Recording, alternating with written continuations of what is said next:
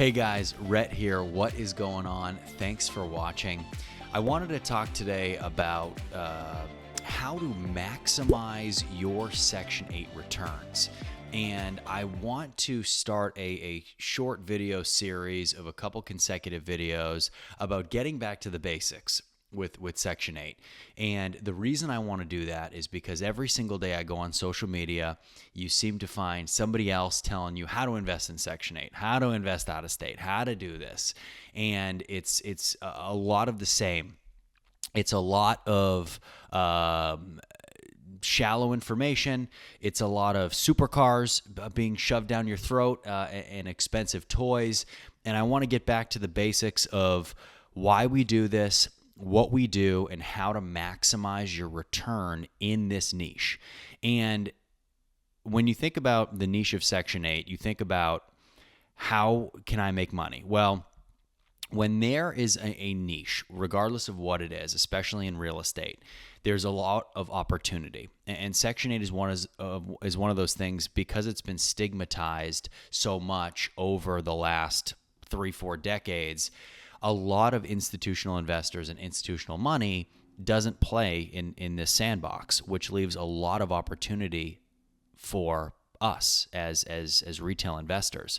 So I want to talk today about maximizing returns from Section 8 and what we need to do that. And I want to touch on a couple points for new investors, for investors who are just starting out their portfolios, and how we do that, and some very easy things to focus on to get you to that point. So maximizing our Section 8 returns. The number one factor in maximizing our return is limiting maintenance. So what you'll find is when you buy a house and your tenant moves in and the government's paying you checks every single month, you have stable costs. So every month when I call it opening the doors related to business, but every month you know what your expenses are going to be. You have stable expenses. You know what the property taxes are going to be that month. You know what the insurance premium is going to cost you that month. You understand and you know what the mortgage is going to be. You know what your property management fees are going to be. All of that you can do financial modeling for before you decide to buy an investment property. So those are your stable costs. Those you know every single month when I open the doors, that is my cost. Anything over that cost is my profit. The only variable with rental property is maintenance, okay, for the most part. So you have maintenance. Now, limiting maintenance is going to be the number one factor that is going to drive our returns this way. It's also going to be the number one factor that's going to drive our returns that way. If we can control it, we make more money. If we can't control it, we're going to lose money. Now, where do we make these decisions that help us in determining how do we control maintenance? The answer to that is prior to the purchase, or during ownership, correcting issues the right way. So prior to ownership, making sure that mechanicals are strong, HVAC, plumbing, electrical, roofing. Those are the 4 key factors that we look at when we look at a lot of Section 8 rental properties, because those are the 4 things that are going to fail the fastest and be the most expensive. And everything else in the house, cosmetics, countertops, cabinets, drywall, flooring, ceilings, light fixtures, vanities, toilets, bathtubs, showers, hardware, doorknobs, cabinet pulls, doors, all that stuff it's very inexpensive to fix, and you don't have a lot of cosmetic damages over the course of a tenancy. You tend to see your big expenses and your biggest revenue drivers downward tend to be in mechanicals. Now, I take roofing, which isn't really a mechanical, and I put that into that bucket because it's one of those things that, just like HVAC, plumbing, and electrical, we have to change every 15 to 25 years and is very expensive. So making sure that we buy a house and we check those things to make sure those things are good, and make sure that they're upgraded even. Because sometimes you can have a home where you have an electrical system that works, but if you move 5 people into it and everybody's charging their phones and watching TV, and you've got an electric stove that's running and it's the heat of summer and the HVAC system is running, you're going to have electric problems depending on the amperage of your electrical service. And there could be nothing wrong with it. But just as things have progressed. Now, same thing with plumbing. You could have a 3-bedroom, 1-bathroom, or 3-bedroom, 2-bathroom house where people are constantly using the restroom, constantly showering, doing dishes. That can put stress on your drain line system. So making sure that our mechanicals and the guts, so to speak, of the house are set up to do what you want that house to do. Okay, that's extremely important. You wouldn't enter a race with a brand new Ferrari with a 4-cylinder engine, right? So you can have a house that looks beautiful on the outside, but on the inside, it's not set up for the task that you're asking it to do. So making sure that those things are in line are going to drastically cut down on maintenance costs over the life of the entire rental. It's going to make you way more profitable, and it's going to give you that confidence to continue to buy more units, okay? Now, when we think about ways to limit that maintenance, we do our inspections. We have a house that we love, and what I call the shell of the house, or the cosmetic, the outside, the siding, the windows, the doors, the interior, the flooring, everything looks great. But the inside of the house doesn't look good in terms of the guts of the house, the mechanicals. What do we do?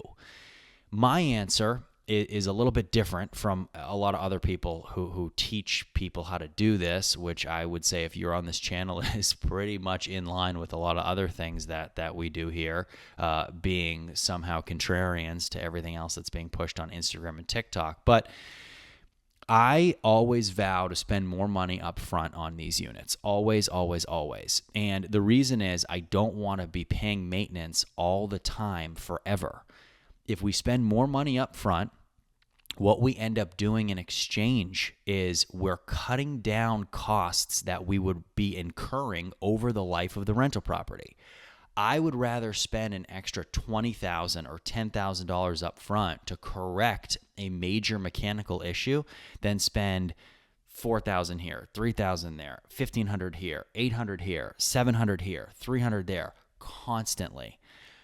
You want to take care of it up front. And from a tenant's perspective, tenants want to make sure that their house is safe and reliable.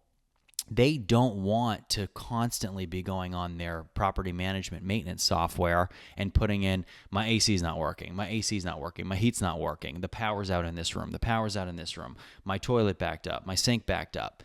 They're going to lose confidence in the home. They're going to leave.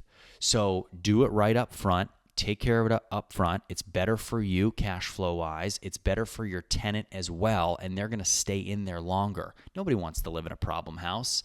So give them something good, and in the long run, it's going to help you tremendously. And anytime you upgrade a mechanical, you add value. You add a ton of value. So it is without question one of the most important things you can do to increase those Section 8 rental returns over the long term. Now, another huge piece of your success to increase your returns is going to piggyback on that, and it's going to be good tenants. And finding good tenants is extremely important. So when you take a Section 8 rental property and you put it on market and you're looking for a tenant, you're going to get inundated with people who want to rent the unit. And depending on where the unit is located, you're going to get a lot of applications from people who live in lower income areas who might not be suitable to move into your unit.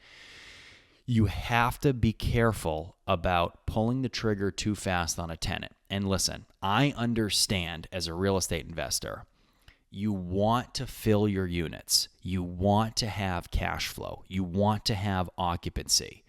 One of the biggest mistakes that people make is they choose a tenant too quickly. They put the wrong person in the unit because they are short-term looking for gratification rather than long-term gratification. I would rather wait an extra month or 2 months or 90 days to get the perfect person who's going to live in that unit for a very long period of time Instead of choosing somebody because they're the first applicant, or after 30 days, I'm getting antsy and I'm getting worried and, oh my God, we're not going to be able to rent the unit. Yeah, let's choose them and put them in the unit, even though they might not be qualified to be a tenant for us. And just because somebody has a Section 8 voucher, it doesn't mean we choose everybody. It's still a free market. So the product you put out is going to attract people to come.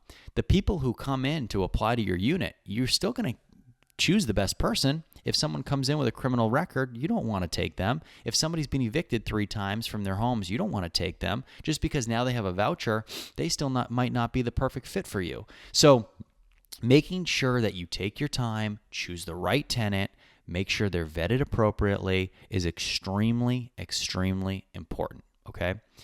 And then lastly, your success as a Section 8 real estate investor is going to be based on your team. The returns that you make are going to be a direct correlation to a cost-effective team. And when you think about a team, you think about everybody. You think about the realtors. You think about, if you're doing this with a mentor, you think about the mentor. You think about the financial institution that you're getting loans from. You think about your insurance premiums. You think about what kind of coverage you have on that house from an insurance standpoint. You think about the construction you're doing up front, your maintenance team, and then most importantly, your property management company that you're using. All of these people, all of these vendors that you have, they have to work together and they have to have a common goal in mind. If you are getting into a market without a team and you're piecemealing these things together, it's going to be very hard to create a cohesive unit that works together. And that is what we have really solved in this market, is putting together teams and vendors that all work together because they're all operated under one roof and everybody focuses on this thing together. So if you guys want to use my teams that I've put together over the years and years of doing this, send me an email in the description below and we'll do this. You can use all my teams and I'll hold your hand through the whole process. But if you are doing this in a market where you don't have that stuff lined up, one bad piece of that chain is going to hammer your return. You can do great. You can have a great realtor, check. You can have a great mentor, check. You can have a great lender, check. You go to construction and you have somebody that doesn't know what they're doing, doesn't know what to look for, and they do a full renovation on a house and they don't rewire it. And then the day that somebody moves in, you have to rewire the entire house. That's a problem. So that's going to cost you money. That you might have modeled that without a full electrical rewire, and now you add that full electrical rewire cost, and now you're underwater for 2 years. You're not going to make money for 2-3 years. You never would have bought that house in the first place had you known that, right? So that's a big piece of it. The property management aspect of it. Property management is going to make you or break you in this industry. They are going to be your representation. They are your voice. They are your insulating barrier. You need to know what is going on at all times with your property. You need to pick up the phone and be able to call somebody. If you can't pick up the phone and be able to talk to somebody within 24 hours at your property management company, you've got the wrong management company. If you have a property management company that doesn't specialize in dealing with housing authorities, specialize in dealing with Section 8 tenants in these areas, that is located in these areas, you're going to have a huge problem. Getting a property management company who is located 50 miles away or 30 miles away, who doesn't have the boots on the ground, the ability to control these assets for you as your representation on the ground, or you don't have people on the ground who do this every single day, you are going to heavily, heavily impact your returns very negatively. So, guys, those are just a handful of ways to maximize those Section 8 returns. Please, please, please, if I missed anything, drop me a comment below. If you want another video where we're talking about something like this, give me your thoughts. Would love to put something together for you and talk about it. As always, questions, comments below. I'll get to all of them, and we'll see you next time.